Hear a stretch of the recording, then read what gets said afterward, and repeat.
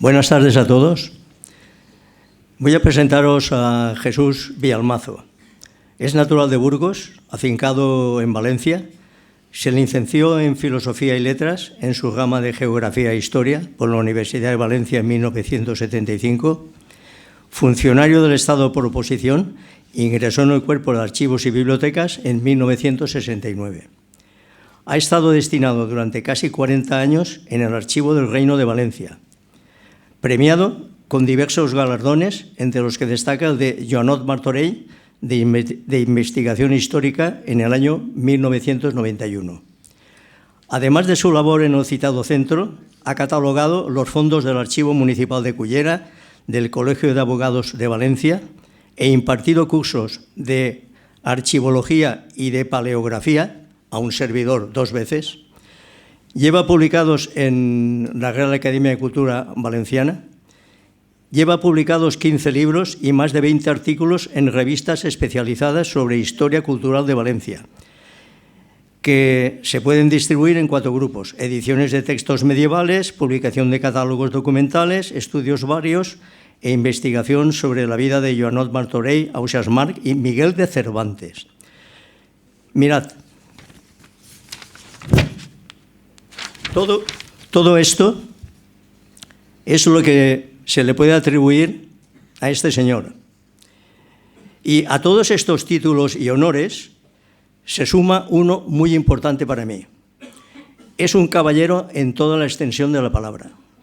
Y lo más importante, me honra con su amistad y confianza, lo cual para mí es definitivo. Y como habéis venido a oírle a él que no a mí, os dejo en manos, o mejor, en boca de mi amigo Jesús. Muchas gracias.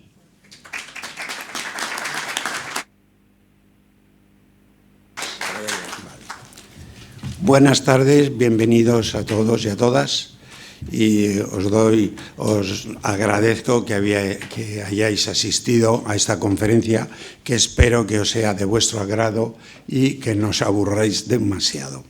Antes de nada, pues claro, quiero agradecer a mi amigo Juan Sanz, ingeniero, académico de la Academia Valenciana de Genealogía y Heráldica y, sobre todo, ateneísta entusiasta, aparte de viajero, amante de la cultura, etcétera, etcétera. Y además agradezco, como es lógico, el que me hayan proporcionado la ocasión de dar una conferencia a esta institución, el Ateneo Mercantil, toda una institución valenciana, no hay que todos lo conocéis, promotor y patrocinador de tantas empresas, y no solo comerciales, sino culturales. Y a todos ustedes, gracias por su asistencia. Entonces, como veis, el título de la conferencia se trata de Cervantes en Valencia.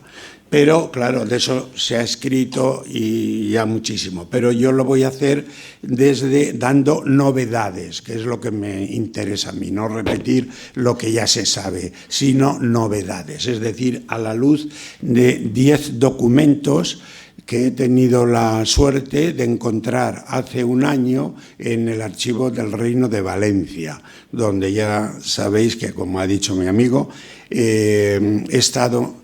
empleado no, sino que he estado alegrísimo y contentísimo trabajando durante casi 40 años, que se dice pronto. Bueno, y sin más, pues doy comienzo a esta conferencia, que ya digo, no quiero cansaros más de la cuenta, para que luego al final dejar algún espacio de tiempo para que quiera pueda hacer alguna pregunta al respecto. Vale, entonces... Esto, sobre todo, vamos a hablar Cervantes a la luz de los 10 documentos cervantinos, y pongo la fecha noviembre de 1580, porque es cuando Cervantes llega aquí a Valencia al poco de ser liberado de Argel, tras un largo y penoso cautiverio de un lustro de duración. Y justo en los meses de mayo a noviembre de 2016, es decir, 436 años más tarde, encontré en el Archivo del Reino de Valencia 10 documentos que atañen directamente a nuestro escritor y que son de vital importancia para los estudios biográficos del mismo, que se habían mantenido ocultos casi 4 siglos y medio a las pesquisas de historiadores y eruditos. De antiguo se conocía ya la llegada y estancia de Cervantes tras su liberación, pero lo que antes en las biografías cervantinas los historiadores lo despachaban en unas líneas o en medio folio como máximo, ahora ya tiene el material para extenderse durante muchas páginas relatando sus vivencias en nuestra ciudad. Claro, las razones que no se haya encontrado antes en parte es porque el archivo pues tiene muchas secciones, Real Cancillería, Maestra Nacional, etcétera, etcétera, que todo el mundo acude a ellas. Pero esta, que es de procesos y tal, pues es menos conocida, más dificultosa y que normalmente no tiene cosas tan espectaculares como las que hemos dicho, pero de vez en cuando se encuentra uno con sorpresas como esta, que ha sido, creo yo, de capital importancia. Efectivamente, dichos documentos aparecieron insertos en varios procesos de Real Audiencia. Entre ellos, sobre todo, sobresale uno, el correspondiente a la testificación que hizo Cervantes nada menos que ante el Justicia Criminal de Valencia, el 8 de noviembre de 1580, donde el futuro novelista sale en defensa de 5 personas que penaban en la cárcel de Valencia, acusadas de haber dado muerte a un joven pescador valenciano. Con este hallazgo, Valencia cuenta además con una firma autógrafa del ilustre alcalaíno. Antes, en Valencia no se conoce ninguna firma autógrafa del Manco del Lepanto. Pero no es una firma cualquiera, sino que ha resultado ser la más antigua que se conoce hoy día de Cervantes. Y que será muy difícil, por no decir que imposible, que se encuentre otra anterior al 8 de noviembre de 1580, fecha en que está datada. ¿Por qué? Pues porque antes de esta fecha, lógicamente, Cervantes estuvo peleando por Italia, por Lepanto, etcétera, etcétera. Era joven, todavía no había escrito libros, todavía no había ido a tribunales, a notarías, etcétera, etcétera. Entonces va a ser prácticamente imposible encontrar otra firma más antigua que esta. Además, el momento de la aparición de estos documentos no pudo ser más oportuno, pues ocurrió cuando estaba finalizándose ya la celebración del 4º centenario de la muerte del príncipe de los ingenios españoles. Y fue, pues, por decir así, un magnífico florón del año cervantino 2016. Cervantes pasó un mes largo en Valencia disfrutando de los primeros días de su libertad y no olvidó nunca ese mágico momento de su vida. La primera semana de su estancia en Valencia fue un tanto movidita. Primero tuvo que cumplir una serie de rituales ya consagrados, presentación a las autoridades como uno más de los cautivos redimidos, guiados por los padres trinitarios, celebración de una solemne y pintoresca procesión por las calles de Valencia hasta la catedral, donde se celebraba una misa, se predicaba un sermón acorde con las circunstancias. A continuación vendrían sus encuentros con sus amigos valencianos, que había conocido a varios durante los 5 años de estancia en Argel, en su mayoría mercaderes, a donde habían acudido una y otra vez movidos por sus negocios, rescate de cautivos, pues no solo hacían esta función los frailes trinitarios y mercedarios, y llevar a cabo todo un tipo de operaciones comerciales de importación-exportación. Es decir, que los familiares de los cautivos no solamente encargaban la liberación de los cautivos a los frailes trinitarios, sino también a otras personas, concretamente a mercaderes, que iban muchísimo, aunque parece que eran enemigos España y Argel. Oficialmente sí que lo eran, claro, y mucho, pero los intereses comerciales, como siempre, es lo que priman. Y sobre todo a Argel le interesaba incluso más que a España porque era su fuente principal de financiación. Es decir, cautivar a personal y que luego los españoles, italianos, griegos los rescatasen. Esa era su mayor fuente de ingresos. No era muy digno, pero es así. Entonces, bueno, cuando llegó Cervantes a Valencia, pues aquí tenemos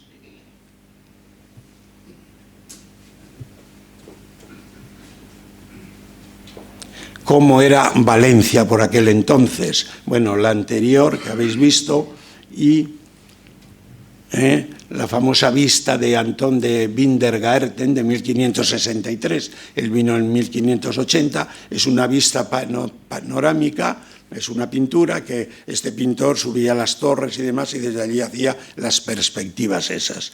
Y también tenemos un plano de esta ciudad,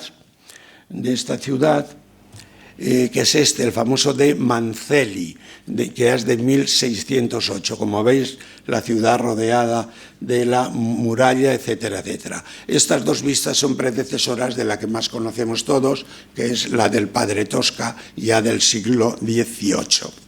Bien, entonces ya digo, después de haber hecho estuvo entrevistándose y demás con sus amigos los mercaderes, caso de Onofre Esquerdo, Joan Fortuny, Francisco Sasso y Juan Estéfano, un antiguo compañero además suyo de infortunio, Natu, que había coincidido con él en Argel y que era natural de Ragusa, la actual Dubrovnik. Vosotros que sois viajeros seguro que habéis estado por allí, o muchísimos de vosotros. Ya el cual había sido liberado, lógicamente, por sus padres, que se ve que eran comerciantes. Y luego se había venido a establecer como comerciante precisamente a Valencia. Valencia contaba con muchísimas colonias de mercaderes de Italia, de Génova, de Pisa, de Venecia, etcétera, etcétera. Bueno, entonces cuando llega aquí él a Valencia, de inmediato llamó la atención a la colonia de mallorquines, que también había una colonia grande, habría otra de barceloneses, me imagino, que eran establecidas en Valencia, que por entonces se hallaban ocupados estos mallorquines en probar la inocencia de unos paisanos suyos, acusados de haber asesinado y troceado a un joven pescador valenciano llamado Jeroni Planelles. Cervantes traía noticias al respecto que iban a ser relevantes en la resolución del caso y además, después de estas entrevistas, de cuya celebración no hay dudas, pues así lo confirma la documentación exhumada, tuvo lugar su testificación, como hemos dicho, ante la Justicia Criminal de Valencia, de lo que hablaremos en su momento.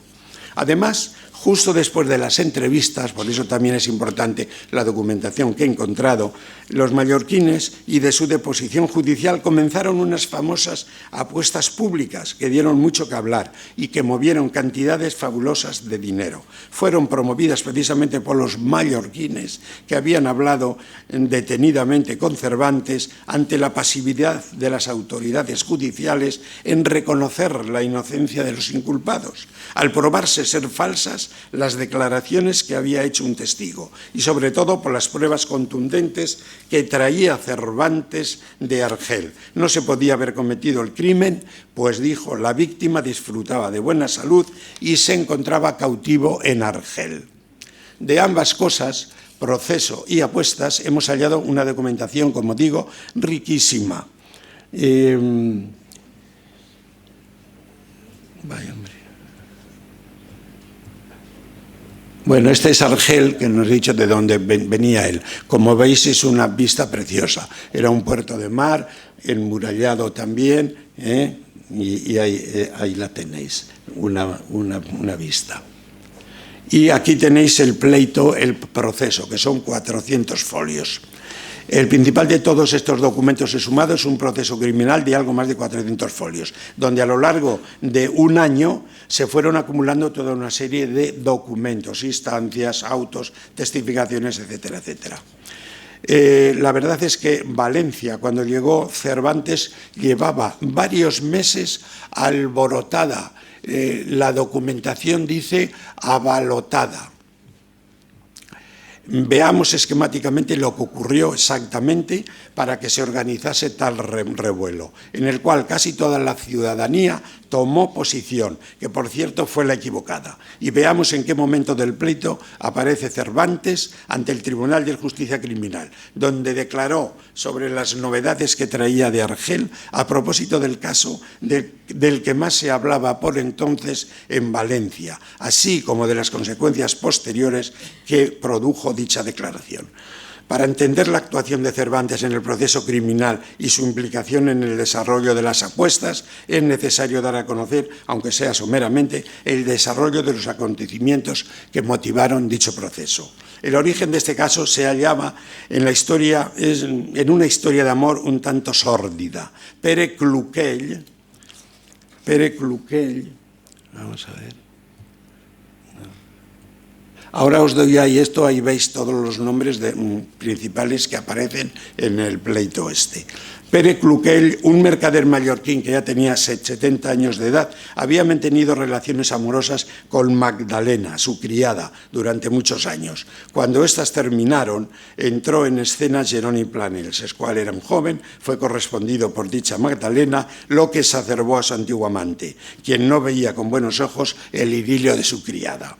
Pero Pere Cluquell decide acabar con esa situación, llegando incluso a amenazar de muerte al intruso si no ponía fin al affair amoroso. Por eso, cuando desaparece el joven valenciano de la ciudad, sin avisar de ello a sus padres, todos pensaron en que Cluquell, ayudado por su joven amigo y confidente Nadal Montserrat, habían consumado sus amenazas de muerte, pues esta enemistad y su motivación era conocida por muchas personas. El padre de Jeroni, llamado Miquel Planells, pescador de profesión, llevó el caso ante el Justicia Criminal y el día 21 de mayo del 80 empezaron las testificaciones.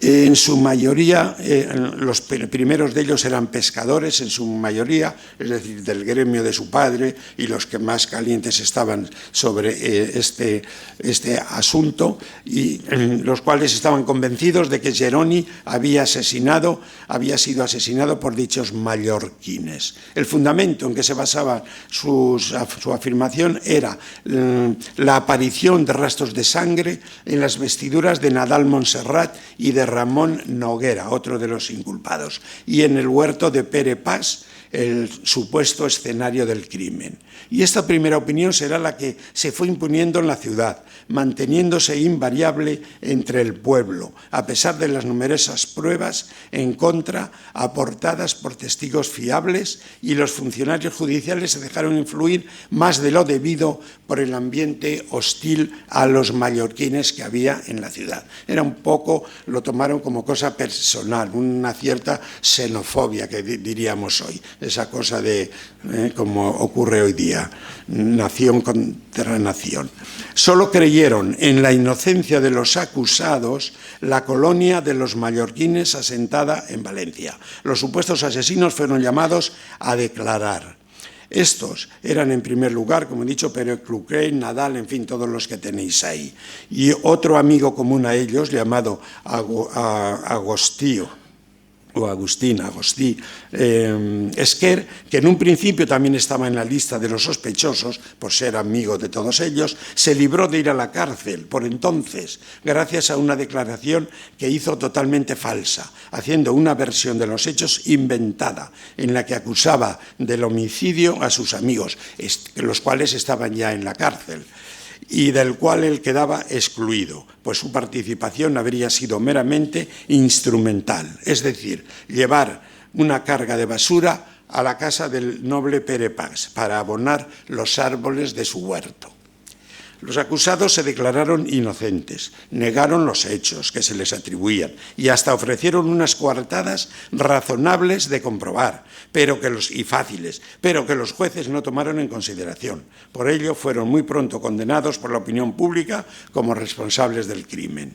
Para complicar más las cosas, el día 8 de junio apareció en una acequia de la Huerta de Valencia, no lejos del Palacio Real, un trozo de un cuerpo humano, en el que iba incluido la cabeza y el brazo derecho. De inmediato el justicia criminal llamó a declarar a varias personas.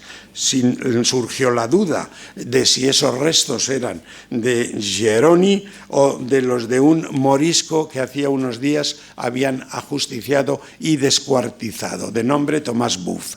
Se impuso la opinión de los pescadores, que declararon en gran número en esta causa, afirmando rotundamente, a pesar de lo deformadas que aparecían ya las facciones en los restos humanos encontrados por los días que habían estado en una acequia dentro de agua, del agua, pero seguían adelante. Y incluso los ministros de Justicia, es decir, los alguaciles, e incluso otra persona más significativa, el propio Boggí. Boggí era el verdugo oficial que tenía la ciudad, llamado Joan Portugués, que había llevado a cabo incluso personalmente la ejecución y descuartizamiento del dicho Buff. Dijo que las facciones eran efectivamente que correspondían al pescador, al joven Geroni Planelles. Claro, así ya más se afianzó esa opinión. Y todavía más trascendental y demoledora resultó la testificación de Agustí Esquer, que ya hemos hablado, uno del grupo de los amigos que hizo una declaración, ya digo, falsa y mendaz. Este hombre dijo que nada, que él simplemente se había limitado a llevar la basura y que una vez depositada en el huerto la basura en la casa del noble, ya era tarde, se subió a dormir y que al cabo de un rato dijo que oyó ruidos en el huerto. Bajó y se encontró con que allí estaban Pere Cluquels, Montserrat, Proens y Noguera, todos los acusados, los cuales acababan de matar y descuartizar a Planelles. Luego cargarían en la mula los cuartos del cuerpo envueltos en la basura, supuestamente que había traído, y los transportaron fuera de la ciudad, abandonándolos en un campo cerca del camino del Cabañal, detrás del Palacio Real, permaneciendo él siempre a distancia. Él simplemente se encargaba de dirigir la mula y nada más. Él no había participado y los que le hicieron todo fueron los otros, sin participar en nada. Esta versión se impuso también entre el pueblo y permaneció invariable hasta la aparición vivo y en persona del dicho Planelles. Pero lo que entonces no sabía nadie era que la noche de la desaparición del pescador, el 17 de mayo de 1580, este y dos amigos, Batiste Ferrando y Peret de Naburgos, se embarcaron rumbo a Mallorca, con la firme decisión de enrolarse en un barco corsario mallorquín. Era una forma que había de buscar trabajo entonces. Porque sabéis que había barcos piratas de los berberiscos, pero los cristianos también tenían barcos, a propósito, con autorización real y demás. Entonces, Geroni salió rápidamente, precipitadamente, sin decir nada a sus padres, sumándose a los planes de sus amigos. Y de paso se quitaba de encima la situación peligrosa en que se encontraba últimamente, a causa de las amenazas que sobre él pesaban de parte de Pere Cluquell. El paladín de la colonia esta era Mosén Pere Pax, el cual gastó en defensa de su inocencia y de sus paisanos no solo su tiempo, sino su fortuna, y fue quien cohesionó a un grupo de mercaderes mallorquines que se unieron a esa empresa humanitaria, pues creyeron en su palabra y en su inocencia, y les convencieron las razones que les dieron. Gracias al intenso tráfico de mercancías y personas que existía entonces, como hoy, entre Valencia y Mallorca, se conoció pronto el encarcelamiento en Valencia de unos mallorquines, acusados de haber matado a un joven pescador llamado Geroni Planelles. Pero pronto corrió la alarma, pues muchos detectaron que allí, en Mallorca, había estado algún tiempo atrás dicho joven, el cual fue visto pasear en compañía de otros dos amigos con los que se había ido por las calles de la ciudad. Las primeras noticias llegaron con el patrón de un bergantín llamado Antonio Matos y de otros marineros que trabajaban a sus órdenes. Le hicieron venir siempre a cuesta de los dineros del señor Pere de Pas y declaró efectivamente y dijeron que sí, que que en Mallorca le habían visto no solamente ellos, sino muchísima más gente. Se dieron a conocer detalles de la vida que llevaron los 3 jóvenes pescadores de Valencia en Mallorca, del tiempo que permanecieron allí en la isla, en qué ocuparon su tiempo, pesca, visitas al burdel, como no podía ser menos, donde Geroni se encontró con una amiga incluso de infancia que trabajaba en tal sitio, la pelea que tuvieron envuelta, en fin, cosas tremendas. Incluso informaron cómo y cuándo acabó su estancia en Mallorca, es decir, con su alistamiento y su partida en un barco corsario mallorquín. Alcanzaron la meta de enrolarse en un barco pirata o corsario, pero en contra de los berberiscos. Todo resultaría cierto, todo esto también resultó luego cierto. Entonces, ya todas estas cosas, pues los mallorquines presentaron una instancia ante el Tribunal de Justicia, sobre todo para rebatir la falsedad de la testificación de Esquer, ese que había dicho que había sido matado por los mallorquines. Esta instancia, claro, constituye una aplastante respuesta a las falsas testificaciones que habían hecho. Además, se desmontaba la principal acusación de Esquer, inculpando a los mallorquines de haber asesinado y descuartizado tal. La testificación de varios testigos ya empiezan a avalar que debían ser tenidas en cuenta las coartadas que ofrecieron en su día estos acusados. Pere Cluquel se quedó tranquila. Pere Cluquel dijo que se había quedado tranquilamente en su casa hasta la madrugada. Sí, el Pere Cluquel, el anciano, el primer amante de la chica. Él dijo que se había pasado en su casa toda la madrugada, toda la noche, que no había salido de su casa. Esquer dijo que no, pero resulta que Esquer, que dijo que había ido a llevar la basura, no era verdad, porque apareció toda la semana no en Valencia y tal, sino que había ido a casa de su amo. Pues esos 3, como he puesto ahí, como veis, eran criados todos.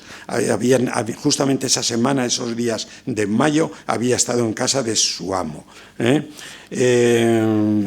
El otro, Proens, igual, también había estado en casa de su amo, pues que había estado enfermo, su amo Piquer, y él estuvo atendiéndole día y noche durante toda su enfermedad. Imposible. Ramón Noguera, la noche de autos, la pasó también en la alquería que tenía su amo en la Pobla de Benaguacil, que ese era el nombre que tenía entonces la actual Pobla de Balbona. Y en cuanto a la prueba que de inmediato llevó a la cárcel a los sospechosos, es decir, la aparición de restos de sangre en las vestiduras de Ramón Noguera, fue rechazado por el joven criado, diciendo que las manchas de sangre se debían a una hemorragia que había tenido en la nariz.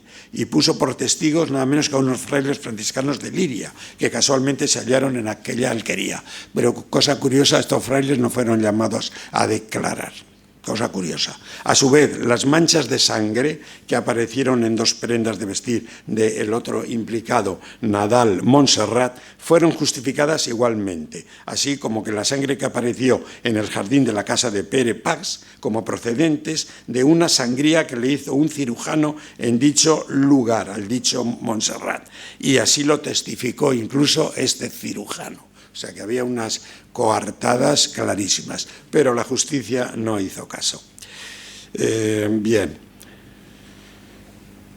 Luego también, y luego vienen las coartadas del otro principal, Nadal Montserrat. Este presentó, dijo que la noche de autos y varias de aquel entonces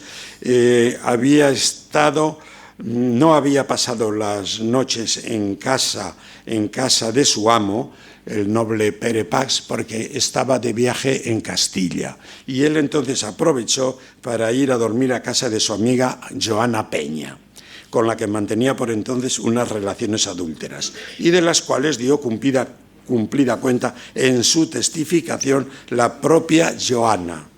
casada con un calafate, el cual trabajaba a menudo fuera de Valencia, y reconoció que en los días mencionados de la semana anterior a Pentecostés, que fue cuando ocurrió el supuesto crimen, el tal Nadal Montserrat acudió a casa entre las 8 y las 9 de la noche y no abandonó la casa hasta las 7 de la mañana. Además, el testimonio de 2 mujeres, amigas y vecinas de Joana Peña y confidentes suyas, confirmaron la versión de la esposa infiel. ¿Qué se sabía de Jeroni Planelles en Valencia? Ahora llegamos a Cervantes. Estos son los prolegómenos. Ahora ya por fin llegamos a Cervantes, que todo estaría. ¿Y Cervantes qué tiene que ver con todo esto? Bueno, pues ya llega. Cervantes llega por esta época, es decir, noviembre. El pleito había empezado en mayo de 1580. Cervantes llegó en noviembre, estuvo todo el mes de 1580, medio año más tarde.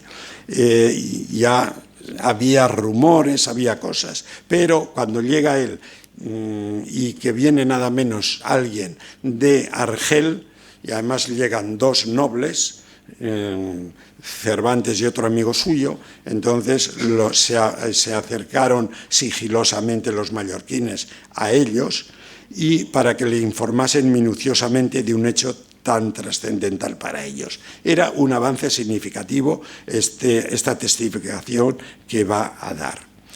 Cervantes era además el mejor interlocutor con el que podían haber topado, pues conocía a Argel y a su innumerable colonia de cautivos españoles como nadie. Se calcula que por entonces Argel contaba con unos 25.000 cautivos cristianos. El encargado de hacerlo fue un tal Miquel Tauler. Era muy importante, pues vendría a confirmar que era verdad que Jeroni Planells estaba en Argel, vivo, aunque cautivo, en poder, incluso dijo de quién, de un tal Mamixa. Mamixa era uno de los 30 arraeces o capitanes que pero entonces se dedicaban oficialmente al corso en Argel. Y por los datos y señales que intercambiaron, su interlocutor Tauler quedó totalmente convencido de que Jeroni Planells estaba vivo en Argel. Las expectativas crecieron considerablemente y no tardaron en presentarse ante el justicia criminal, los mallorquines, claro, pidiendo que admitiese a declarar a 2 nobles castellanos que acababan de llegar del cautiverio y tenían que decir algo importante a propósito de la causa que se llevaba en su tribunal y que por tratarse de sujetos pertenecientes al estamento militar eran personas de molta honra, bondad e integridad y que testificarían que Jeroni Planelles se hallaba vivo y cautivo en Argel.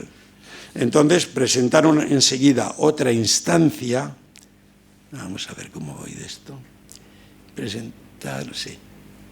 Presentaron otra instancia. Bueno, esta es la testificación de Esquer y esta es la petición a declarar 2 caballeros. Los mallorquines piden ante la justicia que llame a declarar a estos 2 caballeros cristianos, que les darán razón. Y estas son, luego también le dice incluso a la justicia que les hagan 2 preguntas al respecto, sobre el tema este. Y que era si habían visto en Argel los meses de septiembre y octubre pasados a Jeroni Planelles, al que se describe como un joven moreno, alto de estatura, con los morros un tanto gruesos y al que empieza a salir la barba y a quien numerosos pescadores de Valencia cautivos de Argel, antiguos compañeros suyos de faena, llaman Jeroni Planelles. Y se habían visto recibir una información de más de 20 testigos donde se certificaba que dicho Jeroni estaba bueno y sano en Argel. Bueno, como veo que esto no vamos, voy a tal. Y entonces ahora es cuando viene ya por fin la testificación de Cervantes. Al día siguiente se presenta Cervantes ante el tribunal de justicia. Y claro, se le presenta como caballero. En realidad no era caballero, era un noble no llegaba, era un infanzón, algo. Pero nombrarle era un hidalgo. Pero eso le daba más categoría y al ser caballero, claro está, pues le daba como más categoría, como más autoridad. Entonces, la primera pregunta que se le hace, Cervantes responde que no había tratado personalmente, ha dicho Jeroni Planelles, pero que era opinión común en Argel, y así se lo comunicaron diversas personas, que se trataba de un pescador valenciano, enamorado de una dama, que debido a ciertos desengaños que había tenido, se embarcó un día y que después había caído prisionero de los corsarios y traído a Argel como cautivo. Añadió que al no aparecer por Valencia se pensó que había asesinado y tal. Como él sabía perfectamente que él le había visto y le conocía, pero él dio esta versión live, como luego veremos, para librarse de ir a la cárcel, porque todo aquel que llegaba de Argel y testificaba claramente que era él, el Jeroni, que estaba vivo en Argel, le llevaba en justicia a la cárcel también, como con los criminales. Estaban ciegos con el tema. Y entonces, claro, Cervantes, que era muy héroe como tal, pero no tanto. Entonces, ¿qué es lo que pasa? Que dice, yo a la cárcel otra vez no voy. Entonces él dio una versión muy inteligente. No, yo lo sé por lo que dice allí todo el mundo. No dice que no sea, pero tampoco dice que tal. Lo cual luego, como vamos a ver, no sé si vamos a tener tiempo, un testigo que más tarde, unos meses después, también vino cautivo y dijo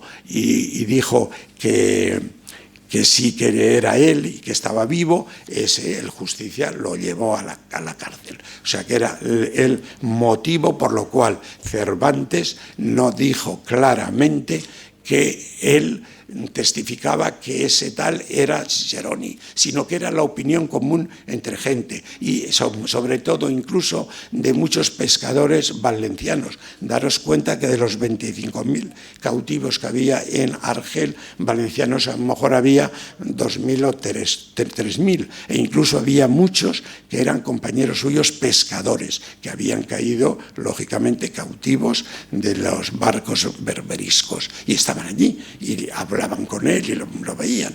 Pero es que es más, es que ese otro testigo, y así ya digo más, porque si no, no voy a tener tiempo de ver todo, dijo este hombre así. O sea que Cervantes le conocía y los mallorquines le creyeron por los datos, detalles que ofreció.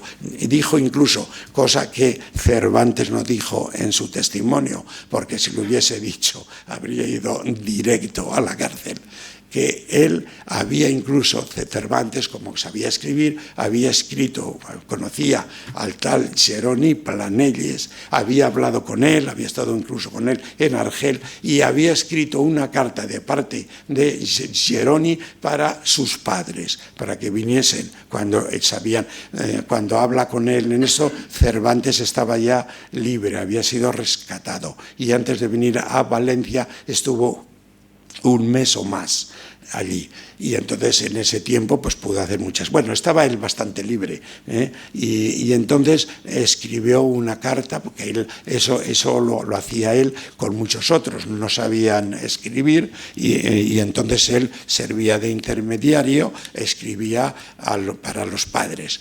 Máxime que él iba a venir a Valencia de inmediato, pues Cervantes no se calló, pero ese amigo suyo sí que lo dice, con lo cual es una prueba más de que Cervantes efectivamente conocía, se calló parte de la información, no mintió, dijo que tal, pero no lo dijo directamente, lo dijo camufladamente. Y es lógico, después de haber estado 5 años metido en la cárcel, volver a caer y de yo ser héroe, pero mártir no. Y entonces fue por lo que... Bueno, y es que voy a recortar un poquitín, pero eso es lo principal que hay que tener en cuenta. Bueno, entonces, como digo, ahora vamos a hablar nada más, aunque sea... Uy, ya es tarde. vamos a hablar un poquitín de gracias a esas conversaciones, los mallorquines, como hemos dicho, viendo la seguridad de que Jeroni estaba vivo, pues es cuando ellos montaron esas apuestas, que además, como sabían que estaba, los otros no, y sobre todo la gente de aquí, de Valencia, estaba ciego, creyendo en la inocencia de los...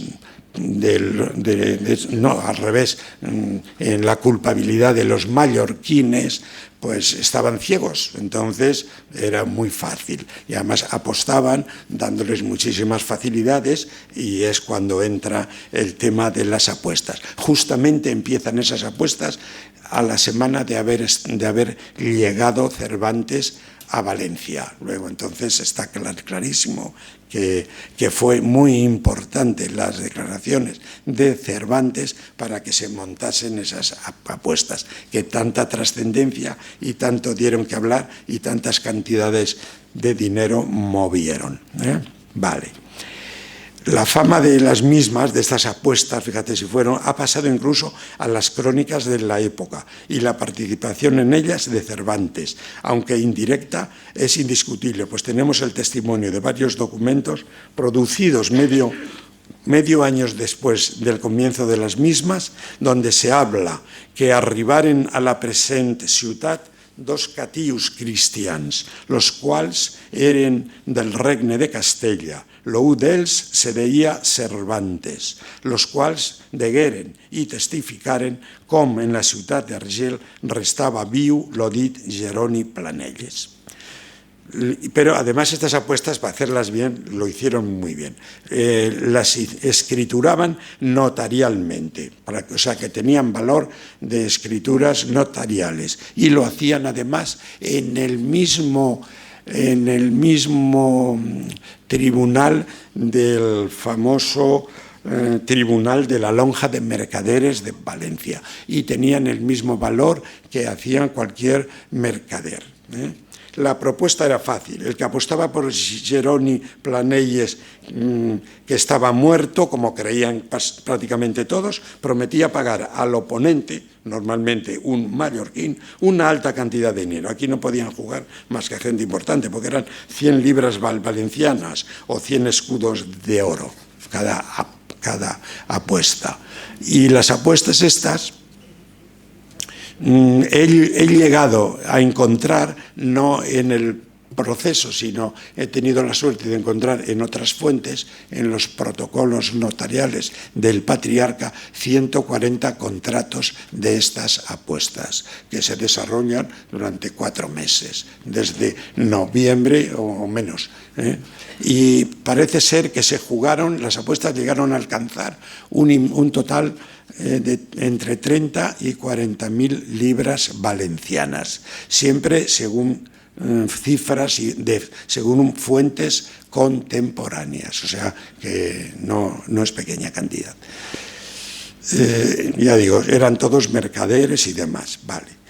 Y ya una vez que ocurrió esto, Cervantes, pues voy a acabar enseguida, esto lo voy a hacer rápido, como he dicho, estuvo en Valencia durante un mes, en compañía sobre todo de sus amigos. Diego de Benavides, un chico joven noble que había sido rescatado y que ya conoció en Argel, y allí estuvo con él, y como ese sí que tenía medios, pues ya el último mes que estaba libre ya Cervantes, en vez de estar en las cárceles argelinas, los famosos baños que habéis oído hablar, pues ese ya buscó una pensión, y los dos vivieron siempre a cuenta del noble, pagando, era el pagador era el otro, el noble.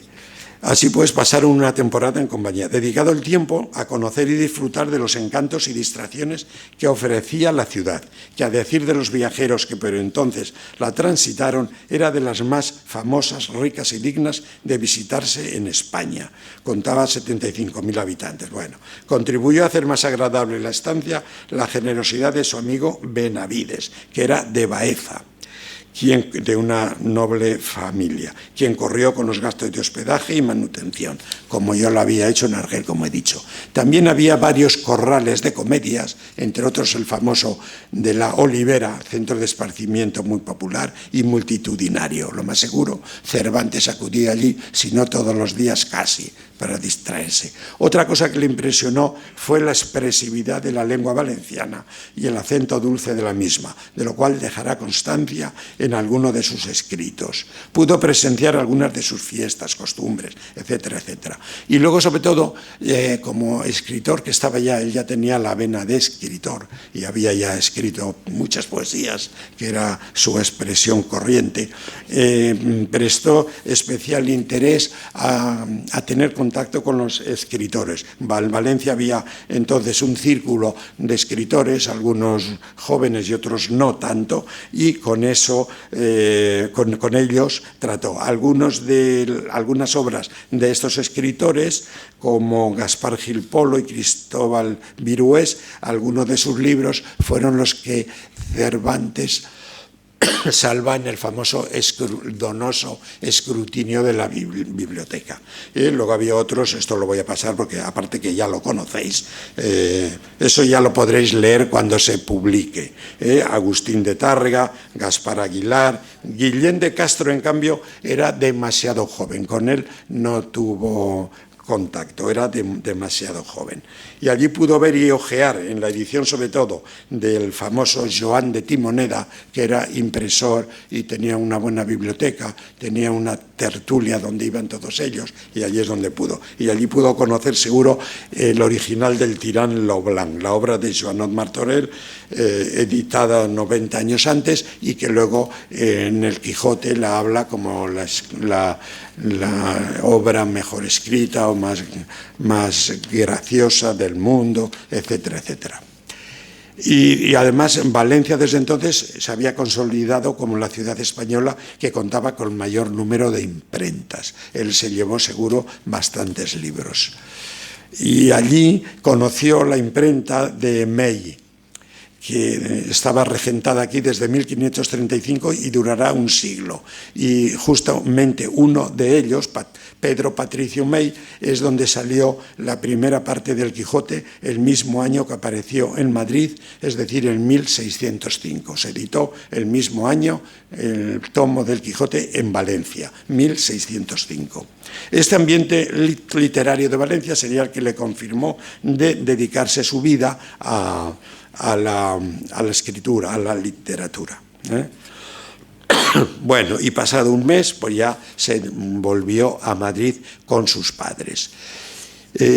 Bueno, aquí la frase esa que os he dicho antes, como colofón de su estancia en Valencia, que lo dice en una de sus últimas obras, que llama sobre todo Valencia una hermosa y rica entre todas las demás ciudades, no solo de España, sino de toda Europa, y principalmente le alabaron la hermosura. Es que esto habla de unos personajes de la novela que dice, le alabaron al que iba de viaje la hermosura de sus mujeres y su extremada limpieza y graciosa lengua, con quien solo la portuguesa puede competir en dulce y agradable.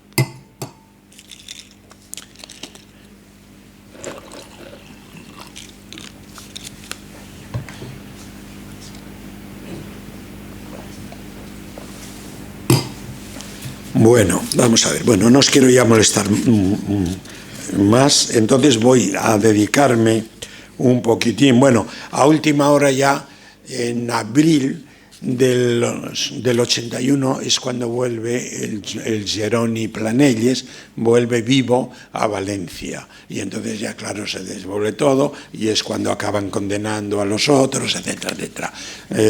No os lo voy a decir, ya con eso creo que sobra. Hubo una sentencia y lógicamente Esquer fue el que pagó todo, fue condenado a galeras, fue condenado a destierro perpetuo, etcétera, etcétera.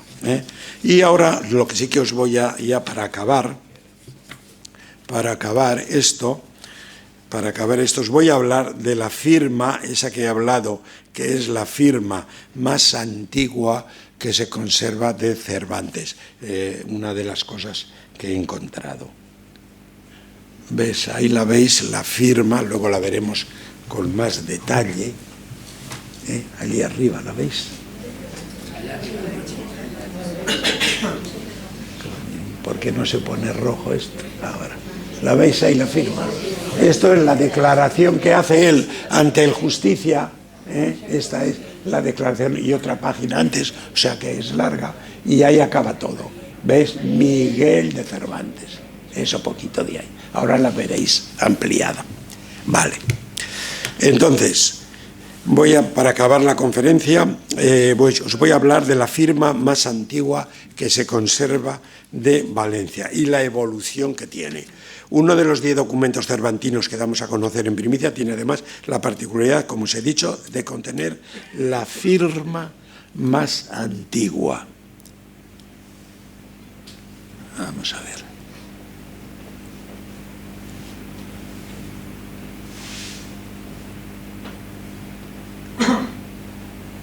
Uy.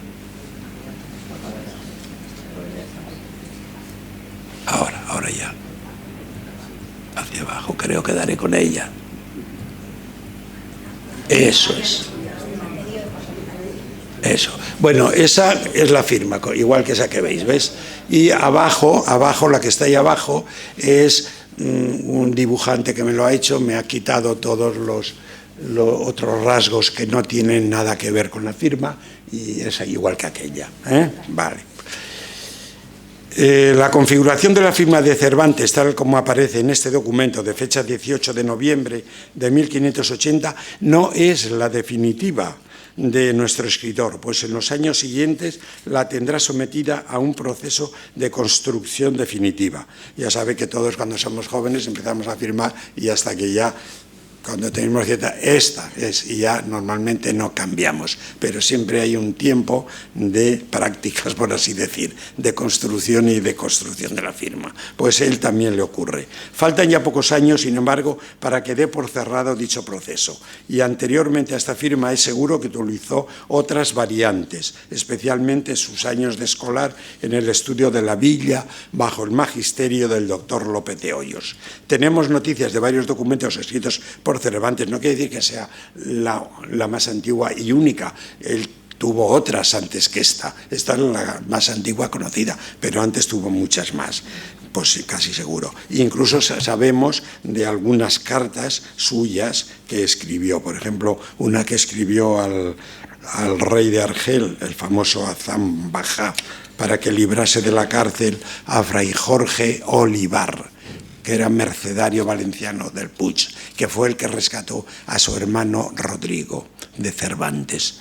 Nadie pone en duda que escribió una carta también al gran poeta siciliano Veneciano, etc. Otro memorial a Felipe II, la famosa epístola a Mateo Vázquez. Todas esas llevaban su firma, pero se han perdido todas, casi todas. Algunas se conservan, pero simplemente en copia notarial, con lo cual no es la suya. La que suya es esta. Es más, se conoce el texto de dicha acta a través de... Bueno, también se ha perdido el original de la instancia o pedimento que el propio Cervantes dirigió a Fray Juan Gil el 10 de octubre de 1580, es decir, de un mes antes de esta. Se sabe. Y ese informe que se conserva hoy en el archivo de Indias se conserva, pero es una copia notarial, con lo cual si se hubiese conservado el original, esa firma sería un mes más antigua que la nuestra, que está aquí en Valencia, que ahora tenéis el privilegio de tener la más antigua de Cervantes. En todos estos casos y en otros muchos más, la firma que puso Cervantes al final de los mismos sería igual o muy similar a la que hemos encontrado en Valencia de esta fecha. Tenemos también otras dos firmas autógrafas de Cervantes del 18 y 19 de diciembre, es decir, de 15 días después que partió de Valencia a Madrid.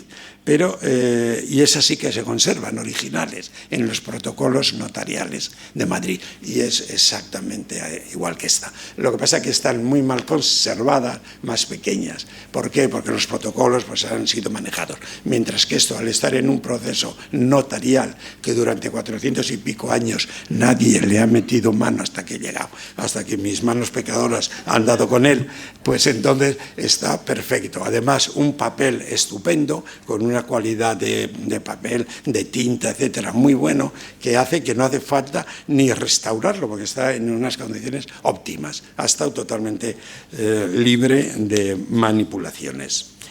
Analicemos ahora ya, y esta vez sí que ya para acabar, a ver si tengo suerte. Coño. A esto. ¿Por qué sale si no sale la otra? Ah, bueno.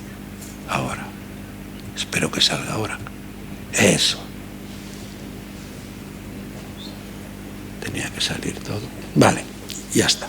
Ahí tenéis una evolución de las firmas, ¿eh? En ella podemos distinguir 4 elementos bien definidos. La antefirma. La antefirma es ese florón inmenso. ¿Dónde he dejado yo el puntero? Aquí. Ahí. Ese florón que tiene ahí ante la firma. Esa es la antefirma, que luego vamos a ver que desaparece, pero en aquella época, además, eso no es una novedad suya. Si cogéis los escritores de la época esa, casi todos tienen antefirmas de ese estilo. La antefirma, la firma propiamente dicha. Miguel de Cervantes. Miguel de Cervantes, en 2 líneas. Miguel y Cervantes, en 2 pisos, vale. La rúbrica y la cruz. La rúbrica es esta, lo que llamamos firma normalmente.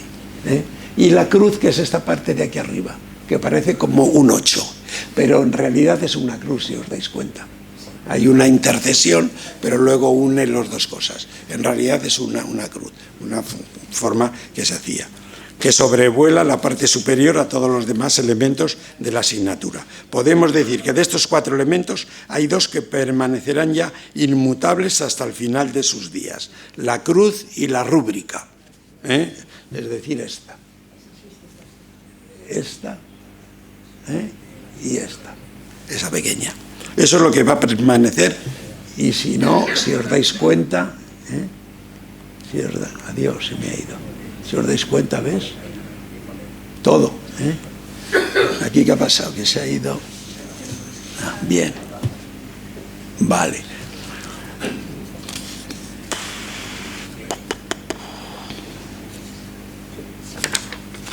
A ver. ¿Dónde estoy? Sí. Lo que más llama la atención es el tamaño, vale. Cervantes, al poco de llegar a Madrid, empieza a modificar su firma. Esto ocurrió con toda seguridad en el año 1581, porque aquí tenemos una de 1582 y aquí cambia. Si os dais cuenta, ya quita el florón ese, la antefirma, y la antefirma ya la reduce a un arco. ¿Os dais cuenta?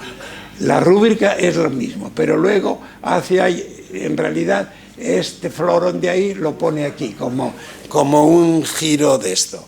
Pero eso no duró prácticamente nada. Enseguida él sigue haciendo innovaciones o experimentos con su firma. Vale. La siguiente conocida remonta al 82, en la cual, eso que os he explicado, en la cual se observan modificaciones en algunos elementos. Aún no será la forma definitiva que adoptará la firma cervantina, la cual se producirá en el año 1587, a partir de la cual se mantendrá ya estable, aunque de vez en cuando se encuentra alguna. La siguiente firma autógrafa que ha llegado a nuestras manos se remonta, como os he dicho, a 82. Bueno, se pasa a Eraso, bueno, no voy a contar aquí, y luego llegamos a las firmas de los años 1584 y 85, que son muy parecidas a las del 82. esa que hemos visto ahí. Pero en ella se elimina la floritura añadida. Llegamos al año 86, que es cuando aparece una nueva aportación muy significativa. Me refiero a la añadidura que hace de su segundo apellido. Eso es importante. Daros cuenta que hay Miguel de Cervantes en una. Aquí pone ya en una sola línea Miguel de Cervantes y Miguel de Cervantes. Otra novedad que ya es la que perdurará hasta el final de sus días es Miguel de Cervantes Saavedra. Está en todas. Esa será ya prácticamente la forma definitiva que adopte. Hay que esperar a 1587 cuando aparece y tal, vale. Encontramos algunas variantes pero poco significativas y de forma ocasional. Esto era debido a la falta de espacio en el folio donde tenía que escribir. A veces llegaba al final y lógicamente la rúbrica pues era una sola línea recta. No es que eso se considere variante. A mi modo de ver es que no había espacio y no tuvo sitio para escribirle. Vale. Bueno, pues ya está. Con esto, a ver si... ya es hora. Ya tenía aquí algunas conclusiones, pero creo que ya lo he dicho más o menos. Eso sí, Cervantes mintió o no mintió, ya os he dicho que sí, en realidad sí, pero no tanto. Luego, o sea, salvó... exacto. Luego también... hay muchas otras consideraciones. Por la declaración que hizo, cobró algunas cantidades del noblesse, pero tampoco era cosa suya propia. Todos los que iban a testificar al tribunal, el noble le pagaba, que por eso luego con las apuestas se resarcieron bien. Tal. Y él también, a él lógicamente le vino de maravilla porque, como sabéis, vino con unas deudas grandes para tener que pagar su liberación, tanto a los mercaderes que le habían prestado dinero como al fraile trinitario, etcétera, etcétera. Bueno, y yo con esto doy por acabada mi conferencia, que espero que no les haya aburrido demasiado, y agradecerles la atención prestada y que salgan al menos con la convicción de que no han perdido el tiempo y que alguna cosa, aunque no sea de importancia capital para sus vidas, hayan aprendido. Y nada más.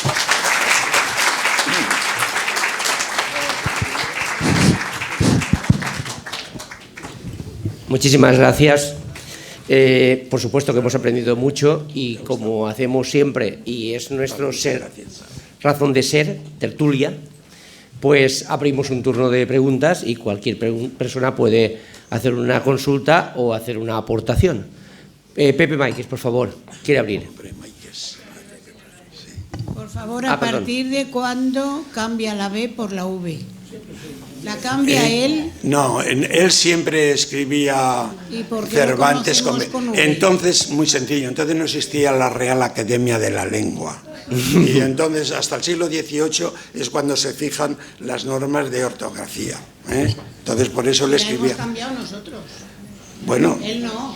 No, él no. Él escribía eso. De todas formas, ya saben que los apellidos, no hay reglas ortográficas para los apellidos y entonces cada uno es como le viene, como le venía. Pepe Máiquez, por favor, ruego un poco de silencio para atender al que está hablando, en posesión de la palabra. Ha estado extraordinaria su exposición. Muchas gracias. Como sin duda su investigación. Las dos cosas han sido estupendas. Bueno, sin embargo, yo, como siempre pregunto, pues esta vez también. Pues adelante. Vamos a ver.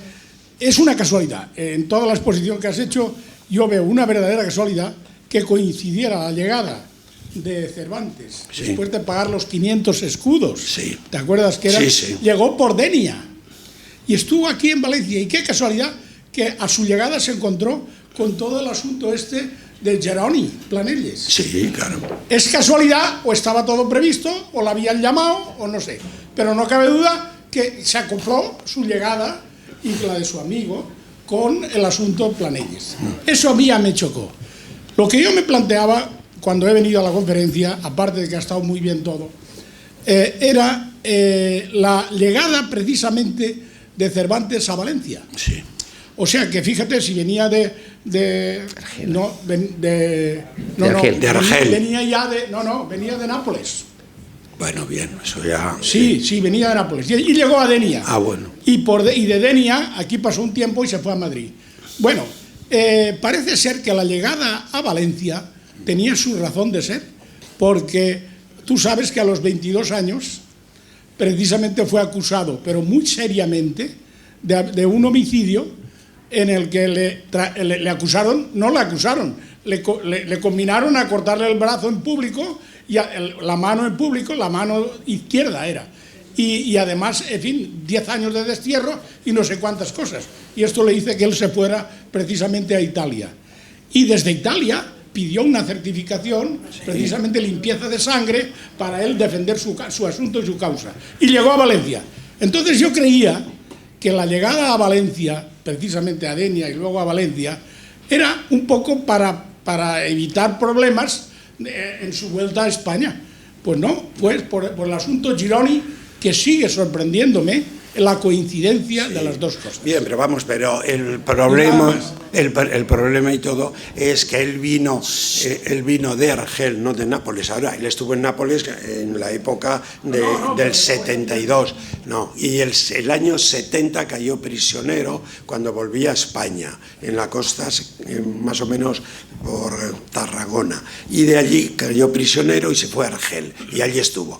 Es que no tenía otro remedio que venir de Argel a Valencia, porque Felipe II determinó, precisamente en 1580, es el primer viaje que hace Fray Juan Gil, y entonces determina que el puerto de Valencia sea el puerto de donde salgan las expediciones redentoras a Argel.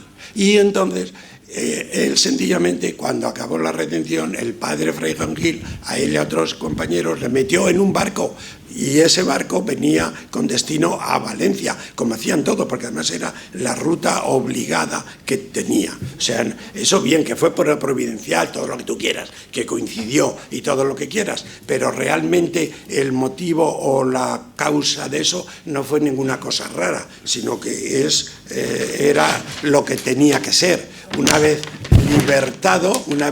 liberado, el padre Juan Gil le pagó el viaje a él y a los demás en un barco que salía a Valencia y que normalmente hacían escala en Denia, y luego de Denia, como había tal, pues muchas veces venían a pie y venían por los pueblos de Cullera Sueca pidiendo, vestidos ya como cautivos o escautivos en ese caso, y la gente les daba una limosna para comer y tal, hasta que llegaban a Valencia, al convento de los Trinitarios, ahí en el Pla del Remei, y ahí estaban hasta que iban a la catedral y tal, y normalmente se iban a su casa pronto.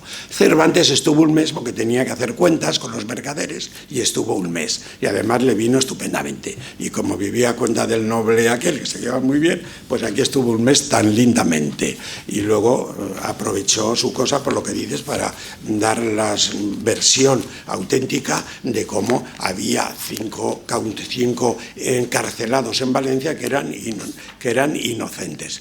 Ya he dicho que no fue tan valiente como Fray Juan Gil, que dijo que sí, y ese otro pescador que se liberó, que incluso fue a la cárcel. Y el padre Gil, si no fue a la cárcel, fue porque, claro, tenía también sus amigos y tal, y antes de llegar a firmarlo salió a Madrid. Y por eso ocurre una cosa, claro, aquí yo no lo voy a decir, pero ahora estoy preparando otro trabajo sobre Fray Juan Gil, y entonces ahí sí que hablaré de esto. Todas las testificaciones que aparecen en este proceso que te digo de 500 folios, en total creo que son 175, todas prácticamente aparecen con firma. Igual que Miguel de Cervantes, todas tienen firma. Por cierto, además la de Miguel de Cervantes es la más chula de todas, porque las otras que son valencianas, normalmente los valencianos las firmas, no es que lo diga yo porque soy castellano, es que veo todas las firmas y son más sencillas, es una cosita muy sencilla. Estas eran más rimbombantes. Vale, qué casualidad, la testificación del padre Gil, que lo dice eso, no lleva firma. ¿Por qué? Porque la firma de Cervantes, que os he dicho que es del 18 de noviembre, cuando la testificación fue del día 8. ¿Por qué? Pues porque ahí hay a ver si se... Bueno, tal. Mira a ver si encuentras eso. Y entonces ahí se encuentra que al cabo de unos días el escribano tomaba nota, el secretario judicial, etc. Y al cabo de 8 días pasaba, le leían si estaba de acuerdo con la testificación. Entonces no había ordenadores, no había mecanógrafas y era todo muy eso. Y si decían que estaba de acuerdo con la testificación es cuando echaban la firma. Bueno, pero esto ya es... Luis Estebarán.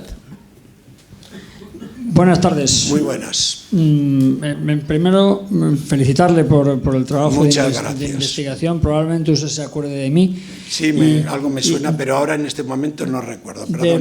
Debo felicitarle por el trabajo tan estupendo que ha logrado y darle enhorabuena porque gracias a usted tenemos esa firma, la más antigua hasta el momento conocida, que creo que además ha sido perfectamente reconocida en órganos académicos de Madrid. También yo tampoco soy valenciano, pero reconocer que Valencia tiene bastante enganche para Cervantes porque fue en Valencia donde precisamente se reengancha en los tercios. Cuando él trataba de huir de aquella acusación tan temible, y precisamente el primero de los 3 tercios a los que perteneció Cervantes en su carrera militar. Yo soy el director del Centro de Historia y Cultura, donde ustedes pueden reconocer una maravillosa obra de los autógrafos de Cervantes que se conservan. Ahora ya sé, perdóneme que no le... No, por favor. Simplemente dar la enhorabuena y anunciar a todo el mundo que tienen a su disposición en la Biblioteca Histórico-Militar, en el Gobierno Militar, un documento preciosísimo con autógrafos posteriores a este documento, por supuesto, pero son los 12 autógrafos que se conservan de Cervantes escritos, cartas escritas, no una firma, porque la testifical de que hablamos no es un escrito de Cervantes, solo es autoría la firma. Allí se dispone de una obra de edición limitada que para mí tiene gran valor y que les recomiendo que nos visiten y lo vean. Y darle enhorabuena a usted. Muchas gracias. Esta semana, el miércoles, vamos a tener una conferencia aquí en este mismo salón, en el Salón de Sorolla del Ateneo, con el 175 años de la Capitanía General de Valencia al servicio de los valencianos, que tiene su sede en el convento de Santo Domingo, con don Miguel Aparici Navarro. Bueno, pues yo me he quedado con una duda y no me quiero ir con la duda. Perdón. Yo solamente observar, yo no soy grafóloga, ni sé de... Me va a hacer una ahora con él entregando.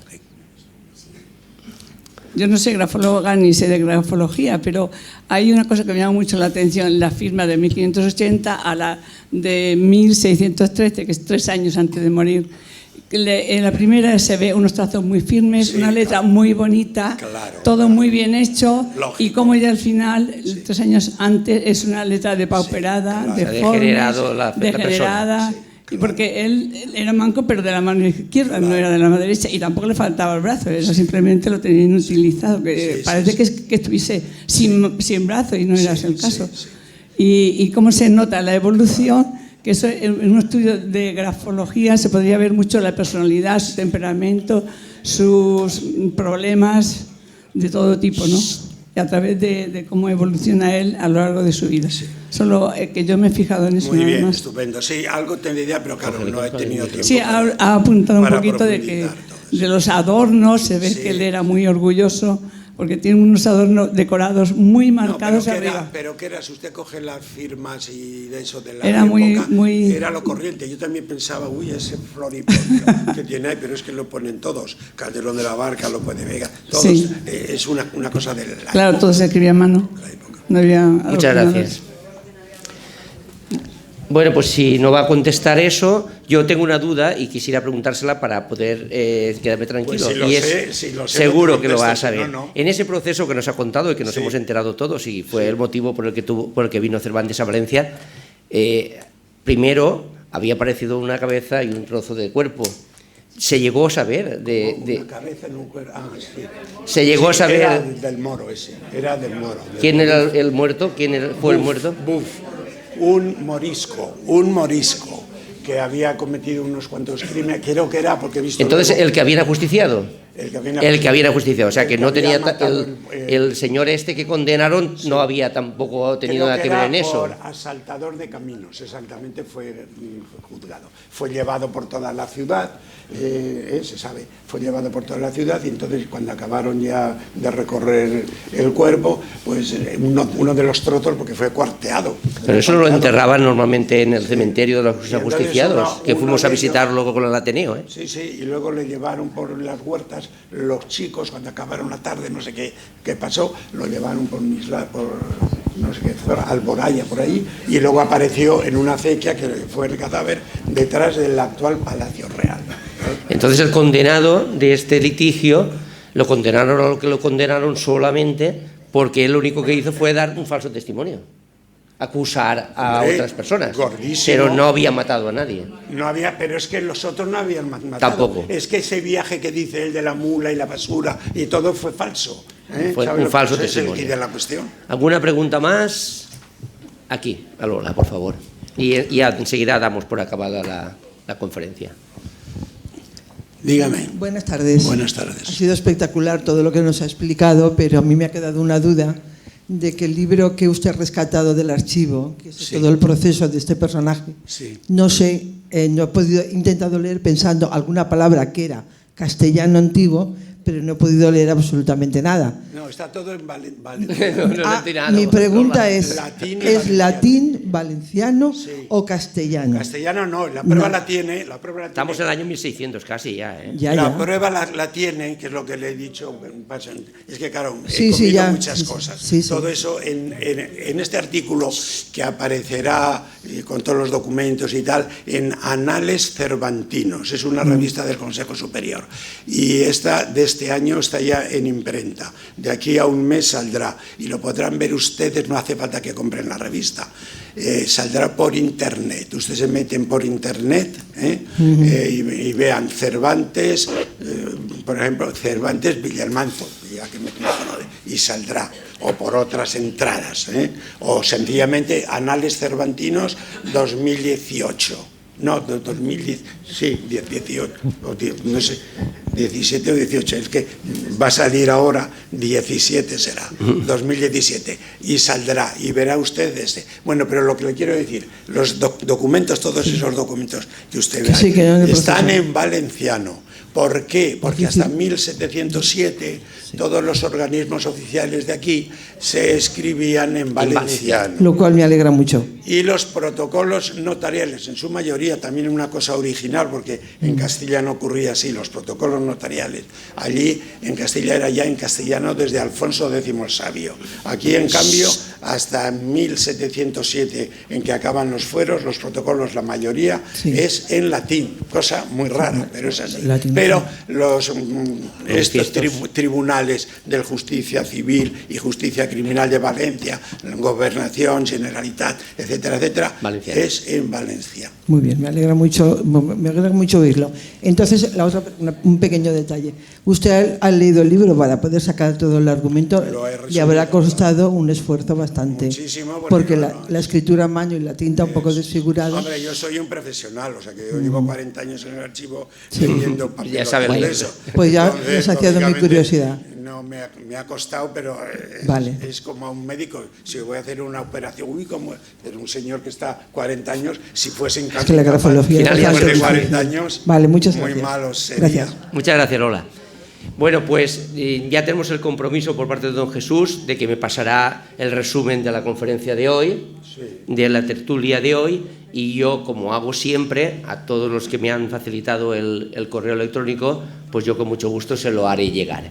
Y, por supuesto, también dejaré una copia en la Secretaría del Ateneo, y el que no me haya dado el correo a mí y no me lo quiera dar, pues en la Secretaría del Ateneo lo puede solicitar. Bueno, por mi parte, yo agradecerle a don Jesús y ahora a Juan que proceda a cerrar la sesión. Voy en nombre del Ateneo, a obsequiar con un libro a nuestro querido amigo y pido un aplauso en agradecimiento a su muy buena conferencia. Muchas gracias.